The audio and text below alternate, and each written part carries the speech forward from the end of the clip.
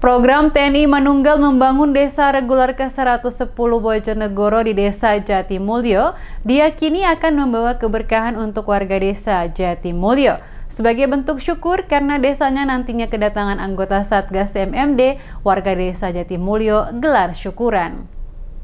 Berbagai program fisik dan non-fisik program TNI Manunggal membangun desa reguler ke-110 Kodim 0813 Bojonegoro akan dilaksanakan di Desa Jatimulyo. Menjadi sasaran program TMMD merupakan keberkahan bagi warga Desa Jatimulyo. Mengapa tidak? Melalui giat fisik, infrastruktur di Desa Jatimulyo akan merubah Desa Jatimulyo menjadi lebih bagus. Pun dengan kegiatan non-fisik tentunya juga akan sangat bermanfaat untuk warga Desa Jatimulyo.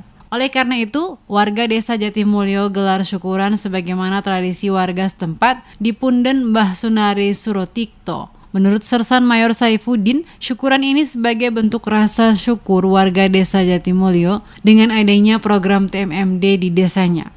Kegiatannya adalah bersama warga Jatimulyo, ini di Punden ya Pak ya, melaksanakan kegiatan selamatan agar dalam pelaksanaan TMMD ke-110 ini diberikan keselamatan, kelancaran, hingga hasil yang didapatkan bisa bermanfaat untuk masyarakat Desa Jatimulyo ini.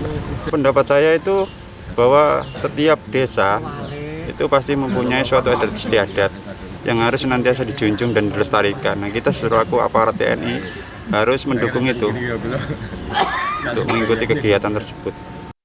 Sersan Mayor Saifuddin mengaku senang karena warga Desa Jatimulyo tampak antusias dan menyambut dengan hangat kehadiran TNI di desanya.